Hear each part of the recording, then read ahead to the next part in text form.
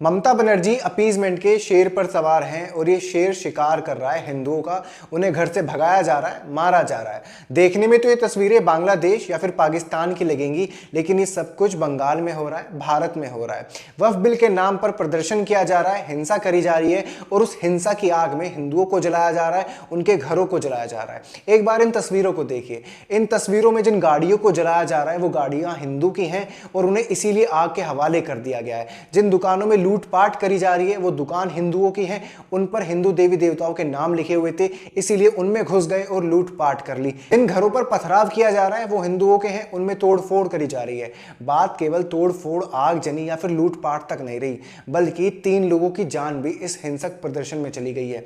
लेकिन ममता बनर्जी मुंह पर उंगली लगाकर चुप बैठी हैं। हाल ही में ममता बनर्जी ने कहा था एक जैन समाज के प्रोग्राम में कि हिंदुओं को मुसलमानों की मदद करनी चाहिए और वेस्ट बंगाल के अंदर सब एक दूसरे के साथ प्यार से रहते हैं। खुद पश्चिम बंगाल में हाईकोर्ट ने कह दिया कि हम आंख बंद करके नहीं रह सकते, प्रदर्शन के नाम पर जो हिंसा की जा रही है वो गलत है। लेकिन सोचने वाली बात यह है कि वेस्ट बंगाल में तो पुलिस भी ममता बनर्जी के हाथों की कठपुतली बन गई है। प्रदर्शन के वक्त ना तो पुलिस दिखाई दी, ना पुलिस का नाम। खुलेआम सड़कों पर कोहराम मचाया गया, ना किसी ने रोका ना किसी ने टोका। खुद ममता बनर्जी की पार्टी के नेता यूसुफ पठान, जो कहने को तो भारतीय खिलाड़ी रह चुके हैं, क्रिकेटर रह चुके हैं, लेकिन चाय की चुस्की मारते हुए नजर आए।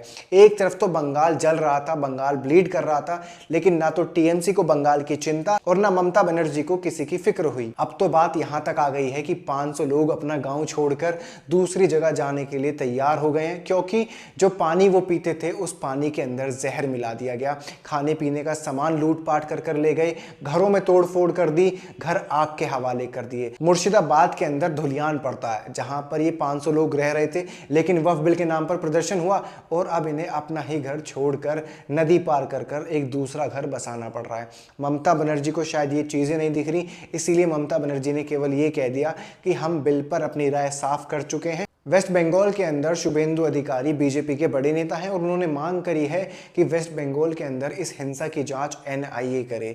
और जो वहां पर बीजेपी के अध्यक्ष हैं उन्होंने कह दिया है कि ममता बनर्जी तो बंगाल को बांग्लादेश बनाना चाहती हैं और इसीलिए खुलेआम हिंसा हो रही है।